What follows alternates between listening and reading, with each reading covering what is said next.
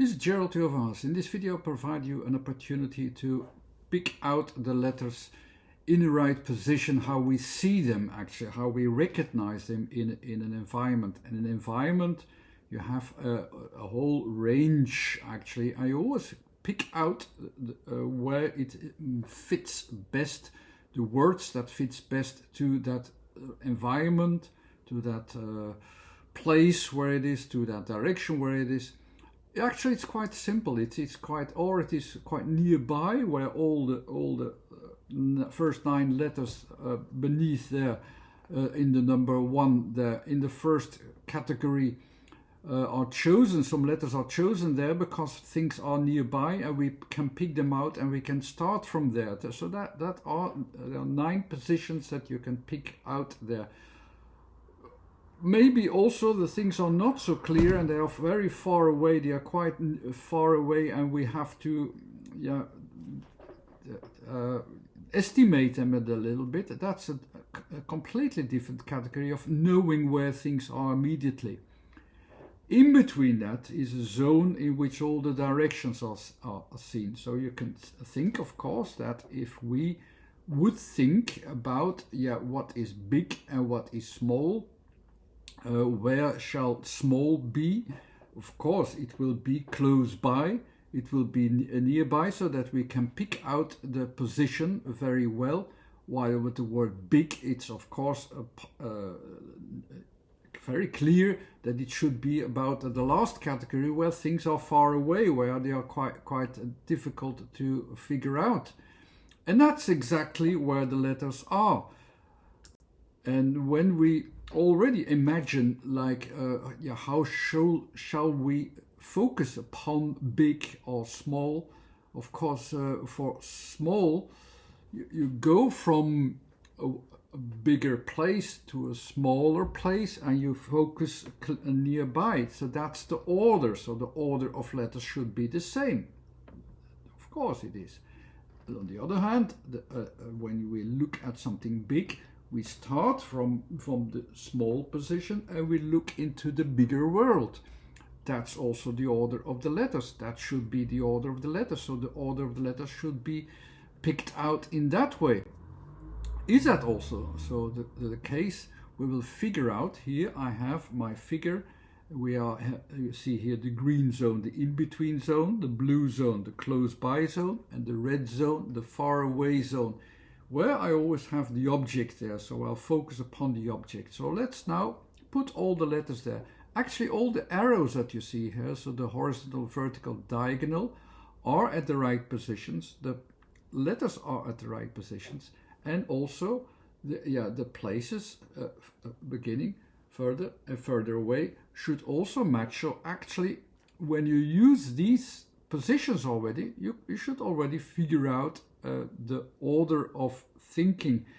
We use an order of thinking which is quite simple. It's almost like an organ which chooses between 3 directions or 3 options, like the option of yes, no, or I don't know, or horizontal, vertical, diagonal. There are always these 3 options, or in the middle, in the body, or at the side. There are always these 3 options again and again and again. And these balance of options, they make up also within these 3 zones all the letters. So let's now figure out, let's start with the first word. Let's start from big. You see them already in the positions of my scheme. The first 9 letters are actually about points that you figure out where they are. So of course, from the middle, in the body, or side, in 1, 2, or 3 points. That's actually the full theory of the first 9 letters. The directions we don't need here, so there are no directions. We immediately go to our thing. So we have the letter that we start from a physical focus, a point that we will take out, and we have 2 letters from the feedback category. The feedback is actually all directions of feedback that actually says in 1, 2, or 3 arrows where are we actually where do I have to focus in an environment which is far away. So what is the order? The order is B as a first letter. So B is the category which focuses upon where is the physical area actually extending. So we're going to an extension, which is already clear. That's good. So very good. Yes, it's going towards big. So of course B is about extension. We go towards an extension. How do we find it? Via E. E is where we have something that is so far away that it inserts itself also at a certain point and say, okay, here is a material, here I can find it, here is the definition, the full definition of the material. And what's the conclusion? The conclusion is G, so the G is in the first category of feedback, the blue category, which means it's about a physicality. And this physicality goes sideways. It goes towards what is bigger, what is a bigger context, which has a bigger context. It goes towards the area which is larger than itself. That is actually the definition of G. So yes, it explains and it describes big perfectly. Small is the other way around. So obviously we already knew beforehand we have to go from the big thing to the small thing now. So we go from the biggest perspective that we can have, which is S. It's the last letter, which is diagonally finding a feedback inwardly.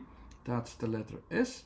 It's in that last category. Then it goes to all the letters which are into the physical area, so that is all into the close by area. Logically, it should also go to something which is not just close by, but also getting smaller and smaller and smaller, and that is what will also be will go on there.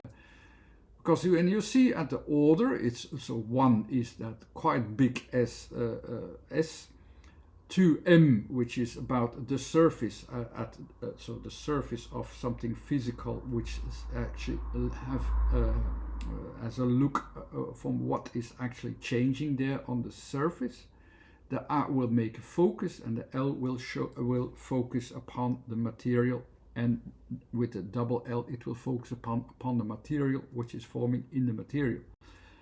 But now let's build that up a little bit, because otherwise it will not be so easy to put them on top of each other. So we have to put them on top of each other. So we have the big focus from the bigger context. We look into the smaller context, of course. The smaller context which is on the physical area is M. Now A will focus upon the point where we have a singular focus, so we have that A. Within that A, I have to enlarge it a little bit, because otherwise it will not be clear to design it. The L is always within the body, so within the body of A will be the L, or the formation process that we look into. And the double L is also the formation process, which is inside also the formation process. So the first L is the green part, and then the red is the last part. So it is always looking smaller and smaller and smaller, and that's exactly a perfect description of small. So I hope this was also a good example. These arrows and so on, and these positions, you could maybe play with it as well a little bit to figure out, like, can I figure out how I am focusing, in which order I'm focusing in a word, from where does it go? Here it was quite easy. We knew beforehand. Sometimes it's very good to know, okay, how is my focus working? How is the form working?